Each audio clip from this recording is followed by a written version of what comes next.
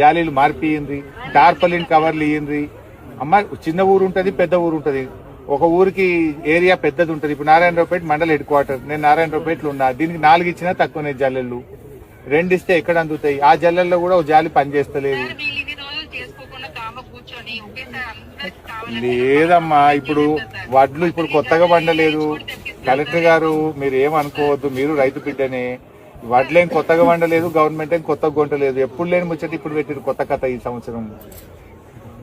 నిజం చెప్తున్నా నేను దయచేసి మంత్రి గారికి కూడా ఇప్పటిదాకా అదే చెప్పిన. మీతో మంత్రి గారితో నా వినవి, ఎప్పటిలాగా గత సంవత్సరం కొన్నట్టు ఏ ఊరు మిల్లు ఆ ఊరికి పెట్టండి, ఫటాఫట్ లేపండి దయచేసి.